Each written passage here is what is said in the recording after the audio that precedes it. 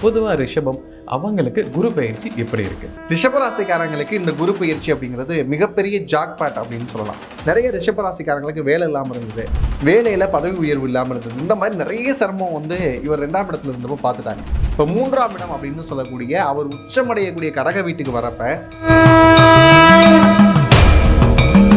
ரிஷபராசிக்காரங்களுக்கு நான் எப்போயுமே சொல்கிற ஒரு விஷயம் இன்வெஸ்ட்மெண்ட் அப்படிங்கிற விஷயத்தில் நீங்கள் 2 விஷயத்தில் தாராளமாக இன்வெஸ்ட் பண்ணலாம். மொதல் விஷயம் ட்ரேடிங். ஏன் அப்படின்னா உங்களுக்கு 2ஆம் இடம் எது? மிதுனம். மிதுனம் யாரோடையது? புதனுடையது. அப்போ ட்ரேடிங், அதுக்கப்புறம் பார்த்தீங்க அப்படின்னா ஷேர் மார்க்கெட்டு, இதெல்லாம் உங்களுக்கு கண்டிப்பாக கை கொடுக்கும். வேறு யாருக்கு கை கொடுக்குறதோ ரிஷபராசிக்கு கை கொடுக்கும். நிறைய பேருக்கு சொந்த வீடு வாங்கணும் அப்படிங்கிற எண்ணம் வர ஆரம்பிக்கும். புதிய கடன்கள் வாங்குறதுக்கு வாய்ப்பு இருக்குது. 2க்குமே வாய்ப்பு இருக்குது. ஒன்று புதிய வீடு வாங்கணும், அதனால லோன் வாங்குறேன் அப்படின்னு சொல்லக்கூடிய வாய்ப்பு இருக்குது. இருக்கிற லோன் அடைக்கிறதுக்கான வாய்ப்புகளும் இருக்குது. இந்த குரு பெயர்ச்சிக்கு பிறகு செல்ல வேண்டிய கோயில் எது அப்படின்னு பார்த்தீங்கன்னா ஸ்ரீரங்கம் போயே ஆகணும்.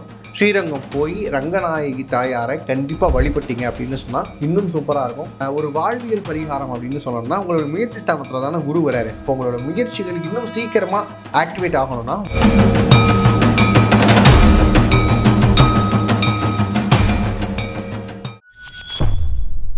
பக்தி பிளஸ் அனைவருக்கும் வணக்கம். இன்று நம்மோட Indo modern astrologer Balu Anand அவர்கள். வணக்கம் சார். வணக்கம்மா. ரிஷபராசினியர்களுக்கு இந்த குரு பயிற்சிக்கு பின் எல்லாம் நடக்க போகுது, சுபமா என்னென்ன விஷயங்களுக்கு கிடைக்க போகுது அப்படிங்கிறத இந்த பதிவில் பார்க்கலாம் சார். பொதுவாக ரிஷபம் அவங்களுக்கு குரு பயிற்சி எப்படி இருக்கு?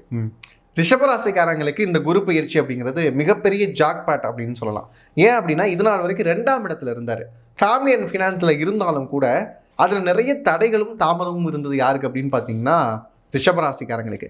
நிறைய ரிஷபராசிக்காரங்களுக்கு வேலை இல்லாமல் இருந்தது, வேலையில் பதவி உயர்வு இல்லாமல் இருந்தது. இந்த மாதிரி நிறைய சிரமம் இவர் 2ஆம் இடத்துல இருந்தப்போ பார்த்துட்டாங்க. இப்போ 3ஆம் இடம் அப்படின்னு சொல்லக்கூடிய அவர் உச்சமடையக்கூடிய கடக வீட்டுக்கு வரப்ப கண்டிப்பாக உங்களுக்கு முயற்சி ஸ்தானம் வலுப்பெற போகுது. இப்போ முயற்சிகள் எல்லாம் வெற்றியாகும். இப்போ முயற்சிக்க நான் தயாராக இருக்கிறேன், ஆனால் கிரகங்கள் அதுக்கான பிளேஸ்மெண்ட்டில் இல்லை அப்படின்னா எல்லா முயற்சியும் என்ன ஆகும்? ஒன்றுமே இல்லாமல் போயிடும் இல்லையா? ஆனால் குரு முயற்சி ஸ்தானத்துக்கு வரும்போது நீங்கள் எடுக்கக்கூடிய சிறிய சிறிய முயற்சிகளும் பெரிய வெற்றிகளை கொடுக்கறதுக்கு ரொம்ப தயாராக இருக்கிறார் குரு. அதுவும் அது மட்டும் இல்லாமல் அவருடைய பார்வை பாருங்கள் 5, 7, 9 அப்படிங்கிற இடத்துக்கு விழுகுமா? குருடைய பார்வை பேசிக்காக 5, 7, 9 விழுகும். 5ஆம் இடம் அப்படின்னு எடுத்தால் இந்த ராசிக்கு 7ஆம் இடம் ஆயிடுது. இப்போ 7 என்னது? திருமணம் சார்ந்த முயற்சிகள், ஒரு டிக் அடிச்சுக்கலாம். அடுத்து 9ங்கிறது என்னது? பாக்கியஸ்தானம். பாக்கியஸ்தானத்துக்கு விழுகக்கூடிய பார்வையை பார்க்குறோம்.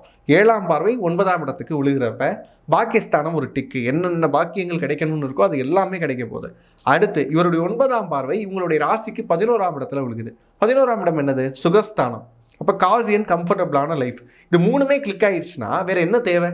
எல்லாத்தையும் குரு கொடுக்குறாருங்க. ஒரு பக்கம் திருமணம் இல்லைன்னா திருமணம் கொடுக்குறாரு, உறவுகள் கொடுக்குறாரு. அதுக்கப்புறம் உறவுகள் இருக்குது, அதுக்கேற்ற பாக்கியம் வேணும்ல. நிறைய காசு பணம் இருந்தால் தான் எல்லா உறவுகளையும் பேணி பாதுகாக்க முடியும். எல்லா செழிப்பையும் கொடுக்குறாரு. அதுக்கப்புறம் பார்த்தீங்கன்னா 11ஆம் இடத்துல அதை எப்படி அழகாக வச்சுக்கணும், பராமரிக்கணும் அப்படிங்கிறதுக்கு சுகஸ்தானத்தை ஆக்டிவேட் பண்ணி கொடுத்துறாரு. இதுக்கு மேலே ரிஷபராசிக்காரங்களுக்கு என்ன வேணும்? நான் அப்போ இருந்து சொல்லிக்கிட்டே தான் இருக்கிறேன். 2026 ராசி பலன் ஆரம்பிச்சதுலேருந்து ரிஷபத்துக்கு நல்லா இருக்குன்னு சொன்னாலும் அவங்க இன்னும் நம்புற மாதிரி இல்லை. எங்கே சார் எங்களுக்கு வர மாட்டேங்குது? குரு பயிற்சிக்கு பிறகு உங்களுடைய வாழ்க்கை முற்றிலுமாக மாறப்போகிறது. அது எப்படி மாறும்? மாற்றம் அப்படிங்கிறது ஏமாற்றமாக இல்லாமல் எல்லாமே உங்களுக்கான சாதகமான மாற்றமாக அமைய போகுது. ரிஷபராசினியர்களுக்கு இந்த காலகட்டத்தில் ஒரு உளவியல் ரீதியான மாற்றங்கள் வரும். ரிஷபம் பொதுவாக ஒரு குணத்தில் இருப்பாங்க, அந்த குணத்தில் ஒரு மாற்றம் வரப்போகுது அப்படின்னா என்னவா இருக்கும்? ரிஷபராசிக்காரங்களுக்கு இந்த குரு பயிற்சிக்கு அப்புறம் பார்த்தீங்க அப்படின்னா ஜோக்கர் இப்போ ஹீரோவான அப்படிங்கிற ஒரு பாட்டு வரி வரும்ல, அது கண்டிப்பாக பொருந்த போகிறது யாருக்குன்னா இந்த ரிஷபத்துக்கு தான். உளவியல் மாற்றம் என்ன ஆகும்னா, இதனால் வரைக்கும் இதெல்லாம் நடக்கலையே, நமக்கு இப்போ நடக்குதே அப்படின்னு சொல்லிட்டு ஒரு பாசிட்டிவிட்டி அப்படிங்கிற விஷயம் கிடைக்க போகுது. கனவெல்லாம் பழிக்குதே அப்படிங்கிற ஒரு ஹேஷ்டேக் போட்டோம் அப்படின்னா அது ரிஷபத்துக்கு 2026 கண்டிப்பாக பொருந்த போகுது. ஏன் அப்படின்னா இதனால் வரைக்கும் ஏக்கங்கள் நிறைய இருக்குது ரிஷபத்துக்கு. மற்றவங்களாம் அப்படி இருக்கிறாங்க, நம்மளால் அப்படி இருக்க முடியலையே, மற்றவங்களாம் நிறைய சம்பாதிக்கிறாங்க, நம்மளால் சம்பாதிக்க முடியலையே, நாலேஜ் இருந்தும் அடுத்து என்னால் ப்ராசஸ் பண்ண முடியலையே அப்படிங்கிற ஏக்கங்கள் நிறைய இருக்குது. நிறைய அவமானங்கள் பார்த்துட்டாங்க ரிஷபம் இது வரைக்கும். இதுக்கெல்லாம் பதில் சொல்லக்கூடிய ஒரு காலகட்டமாக, கம்பேக் கொடுக்கக்கூடிய ஒரு காலகட்டமாக இந்த குரு பயிற்சி ரிஷபராசிக்கு கண்டிப்பாக அமைய போகுது. அப்போ நிறைய உளவியல் மாற்றங்கள் வரப்போகுது. நீங்கள் உங்களே ஒரு ராஜாவாக உணரக்கூடிய காலகட்டம், ராணியாக உணரக்கூடிய காலகட்டம் இந்த காலகட்டமாக அமைய போகுது. ரிஷபராசி நேயர்களுக்கு பிஸ்னஸ் அப்படிங்கிறது எப்படி இருக்க போகுது? எனக்கு பொதுவாகவே குரு நல்ல இடத்துக்கு வரும்போது பிஸ்னஸ் கண்டிப்பாக டாப்ல போகும்னு சொல்லுவாங்க. ஸோ இவங்களுக்கு இந்த விடம் எப்படி இருக்கு? குரு பயிற்சிக்கு பிறகு ரிஷபராசிக்காரங்களுக்கு தொழில் ஸ்தானம் எப்படி இருக்க போகுது? ரொம்ப சிறப்பாக இருக்க போகுது அப்படின்னு சொல்லலாம். இப்போ 10ஆம் இடத்தை அவரை பார்க்கறத விட 9, 11 பார்க்குறாரு. இப்போ 9ஆம் இடம் என்னது? பாக்கியஸ்தானம். இப்போ பாக்கியஸ்தானத்தினுடைய குரு பார்வை அப்படிங்கிறது நிறைய செல்வ செழிப்புகளை கொண்டு வந்து கொடுக்குது. இப்போ செல்வ செழிப்பு எங்கிருந்து வரும்?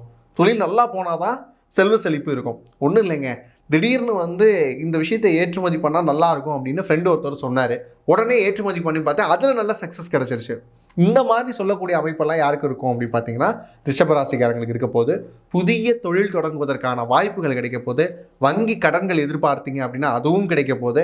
அதுக்கப்புறம் வந்து நிறைய பார்ட்னர்ஸ் உங்களை தேடி வர போகிறாங்க. அதுக்கு வந்து நாம் ஏன் சேர்ந்து வந்து பிஸ்னஸ் பண்ணக்கூடாது, உங்ககிட்ட ஐடியா இருக்குது, என்கிட்ட இன்வெஸ்ட்மெண்ட் இருக்குது அப்படின்னு சொல்லிட்டு இந்த மாதிரியாக புதிய உறவுகளாக பார்ட்னர்ஸ் வர்றதுக்கான வாய்ப்புகள் இருக்குது. தொழில் ஸ்தானம் சூப்பராக இருக்க போது. இதில் இன்னொரு விஷயம் என்ன அப்படின்னு பார்த்தீங்கன்னா, ஏற்கனவே வந்து என்னுடைய தாத்தா ஒரு தொழில் பண்ணிகிட்டு இருந்தார், அது நான் இப்போ பண்ணலான்னு நினைக்கிறேன் அப்படின்னு சொல்லக்கூடிய ரிஷபராசிக்காரங்க இருந்தீங்கன்னா கண்டிப்பாக பண்ணலாம். ஒரு தலைமுறையாக விட்டு போன தொழில்களை மீண்டு தொடங்குவதற்கான வாய்ப்பு அப்படிங்கிறது குரு ஏற்படுத்தி கொடுக்குறாரு. இழந்த பெருமை, அதுக்கப்புறம் வந்து பார்த்தீங்கன்னா கௌரவம், குடும்பத்திற்கான அங்கீகாரம் எல்லாமே தொழில் ஸ்தானத்தின் மூலமாக வரக்கூடிய வாய்ப்பு இருக்குது. இப்போ ஒன்றும் இல்லை, இந்த ஊரினுடைய பெருமை, ஊரினுடைய மரியாதை இந்த குடும்பத்துக்கு தான் கிடைக்கணும். ஆனால் அவங்க வந்து இப்போ ஊரை விட்டு வெளியே இருந்தாங்க. இப்போ வந்து தொழில் ஸ்தானம் பெறுகிறதுனால திருப்பி வந்து மறுபடியும் ஊருக்கு வராங்க அப்படின்னா அந்த பெருமைகள் எல்லாம் தேடி கொடுக்கக்கூடிய விதமாக அமைய போது. தொழில் ஸ்தானம் இயங்குறதுனால தான் இவ்வளோ எல்லாமே நடக்க போகுது அப்படிங்கிறது இன்டர்லிங்க்டாக இருக்கக்கூடிய விஷயமா பார்க்குறோம். ரிஷபராசினியர்களுக்கு வேலை வாய்ப்பு அப்படிங்கிறது எப்படி இருக்க போது? இந்த காலத்தில் வேலையில் இருக்கக்கூடிய நபர்களுக்கு முன்னேற்றம் இருக்கா? வேலை மாற்றமே பண்ணலாமா சார்? ரிஷபராசிக்காரங்களுக்கு இந்த குரு பயிற்சிக்கு பிறகு நிறைய இந்த வேலை அப்படிங்கிற டேர்ம் இருக்குல்ல, அதுலேயே அவங்க யோசிப்பாங்க. காலையில் 9 மணிக்கு போகிறோம், 6 மணிக்கு மேலே வரோம், இந்த வேலை வேணுமான்னு யோசிப்பாங்க. ஏன் இதை வந்து நாம் ஏன் தொழில் தொடங்கக்கூடாது அப்படிங்கிற மாதிரியான எண்ணங்கள் அதிகமாக வரும். வேலையில் ஒரு பிடிப்பின்மை வரும். ஓப்பனாக சொல்லணும்னா வேலை நான் பார்க்கணுமா, ஒரு மிஷினரி லைஃப்குள்ளே நான் இருக்கிறேனே அப்படிங்கிற மாதிரியான பிடிப்பின்மை வந்து அதுலேருந்து விலகுவதற்கான வாய்ப்பு அதிகமாக இருக்கும். என்னங்க விலகுறது எப்படி பாசிட்டிவாக இருக்கும்? ஒரு வேலையிலேருந்து நான் விலகிட்டேன் அப்படின்னா சம்பளம் யார் தருவா? சம்பளத்தை விட அதிகமாக வந்து நீங்கள் சம்பாதிக்க போகிறீங்க, தொழில் செய்து சம்பாதிக்க போகிறீங்க. அப்போ இந்த மாதிரியான வேலையை விடலாமா அப்படிங்கிற எண்ணம் ரிஷபராசிக்காரங்களுக்கு வருதுன்னா இந்த குரு பயிற்சிக்கு பிறகு நீங்கள் ஒரு தொழில் செய்யலான்னு இருக்கீங்கன்னா தாராளமாக இறங்கலாம். அதே மாதிரி வேலையில் ப்ரொமோஷன் எதிர்பார்க்குறேன் சார், வேலையை விடுற அளவுக்குலாம் எனக்கு தைரியம் இல்லை, ப்ரொமோஷன் எதிர்பார்க்குறேன், கிடைக்குமா? கண்டிப்பாக கிடைக்கும். நான் வந்து ஆன்சைட் ட்ரை பண்ணுறேன், கிடைக்குமா? கண்டிப்பாக கிடைக்கும். ஒரு ப்ராஜெக்டில் வந்து சரியாக செயல்படுத்தலைன்னு சொல்லி என்னை பெஞ்சில் தூக்கி உட்கார வச்சுட்டாங்க, இனியாவது அது சரியாக வருமா? கண்டிப்பாக வரும்.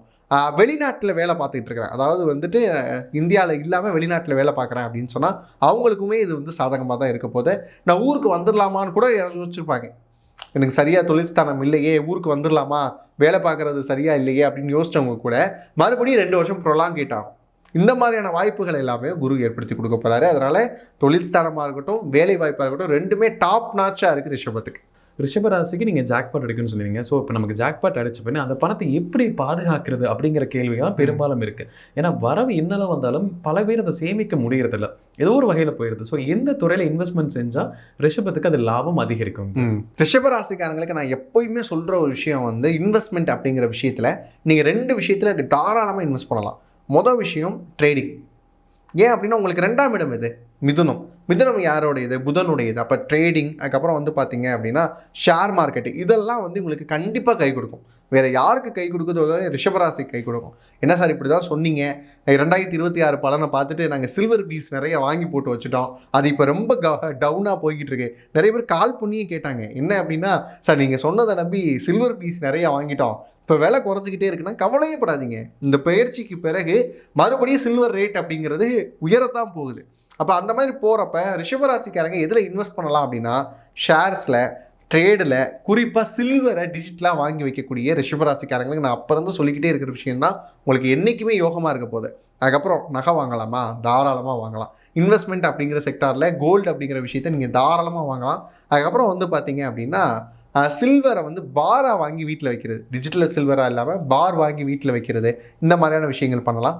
இன்னும் ஒரு சில பேர் என்ன பண்ணுவாங்க அப்படின்னா, இப்போ மருந்து சார்ந்த துறைகள் இருக்குது இல்லையா, இந்த மருந்து வந்து டிமாண்டாக இருக்குது அப்படின்னா அந்த மருந்து சப்ளைக்கான விஷயங்கள் வந்து பண்ணுறதுக்கான முயற்சிகள் இறங்குவாங்க.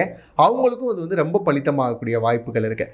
ரிஷபராசிக்காரங்க மீடியா சார்ந்த விஷயங்கள் இருந்தாங்க அப்படின்னா அவங்களுக்கு நிறைய வாய்ப்புகள் வருவதற்கான காலகட்டமாக இருக்குது. அந்த வாய்ப்புகளை எப்படி இது பண்ணிக்கணும் அப்படின்னா, இந்த இபி மாதிரியான விஷயங்கள் இருக்கீங்க அப்படின்னா அவங்கெல்லாம் ஒரு ப்ராஜெக்ட் வரப்போ இன்னொரு ப்ராஜெக்ட்டுக்கும் சேர்த்து சைன் பண்ணுற மாதிரியான விஷயங்கள் பார்த்துக்கிட்டிங்கன்னா அதுவும் கைண்ட் ஆஃப் இன்வெஸ்ட்மெண்ட் செக்டார்ஸ்குள்ளே தான் நம்ம இதை பார்க்க போகிறோம்.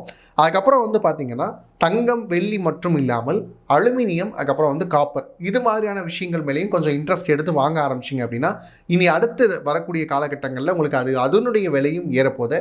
நீங்கள் உதாரணமாக ஒரு 3 மாதத்துக்கு முன்னாடி இருக்கக்கூடிய காப்பர் வயருடைய விலையை எடுத்து பாருங்கள், இப்போ இருக்கக்கூடிய விலையை எடுத்து பாருங்கள். அடுத்து காப்பருக்கு நிறைய டிமாண்ட் இருக்க போது நம்மளுடைய ப்ரெடிக்ஷன்லேயே நம்ம அதை கொடுத்துருக்கோம்.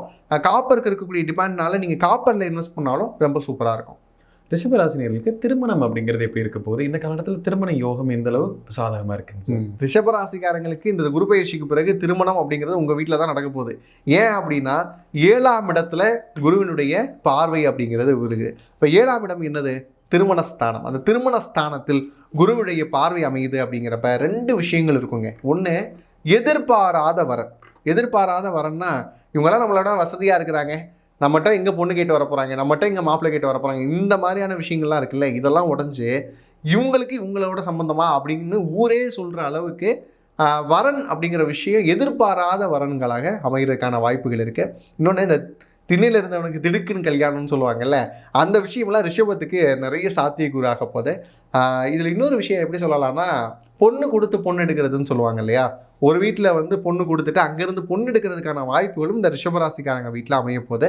அதுக்கப்புறம் வந்து பார்த்திங்கன்னா தந்தை வழியாக வரன்கள் வருவதற்கான வாய்ப்பு, அதாவது வந்து தந்தை கூட பிறந்திருக்கக்கூடிய சகோதரிகள், அத்தைன்னு சொல்கிறோம் இல்லையா, அவங்க மூலமாக வரங்கள் வருவதற்கான வாய்ப்புகள் வந்து ரொம்ப அதிகமாக ரிஷபத்துக்கு இருக்குது. திருமண யோகம் கண்டிப்பாக ரிஷபத்துக்கு இருக்குது. இந்த 90s கிட்ஸாக இருக்கிறேன், இன்னும் சொல்லணும் அப்படின்னா இந்த 80s இறுதி காலகட்டத்தில் இருக்காங்களா, அந்த 87, 88, அவங்களுக்கே கூட இன்னும் திருமணம் ஆகாமல் இருக்குது. அப்படி இருக்கக்கூடிய நபர்களுக்கும் கூட குருவினுடைய அருளால் கண்டிப்பாக வந்து திருமணம் அப்படிங்கிறது வாய்ப்பாக அமைய போகுது.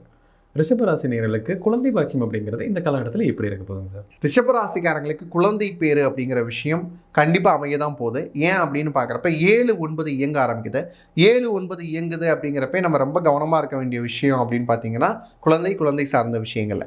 ஏன் அப்படின்னா குழந்தை சார்ந்த விஷயங்களை தள்ளி போடணும் அப்படிங்கிற ஒரு எண்ணம் வந்து ரிஷபத்துக்கு வரும். இந்த எண்ணத்தை மட்டும் இல்லை இப்போவே வந்து பெற்றுக்கலாம் அப்படிங்கிற ஒரு முடிவுக்கு வந்தாங்கன்னா கண்டிப்பாக குழந்தை பிறப்பு இருக்குது. இல்லை சார் நாங்கள் அந்த இடத்துல தான் இல்லை, எங்களுக்கு இயற்கையாகவே தள்ளி போய்கிட்டு இருக்கே அப்படின்னு சொல்கிறவங்களுக்குலாம் கண்டிப்பாக குருவினுடைய அருளால் குழந்தை பிறப்பு அப்படிங்கிறது அமைய போகுது.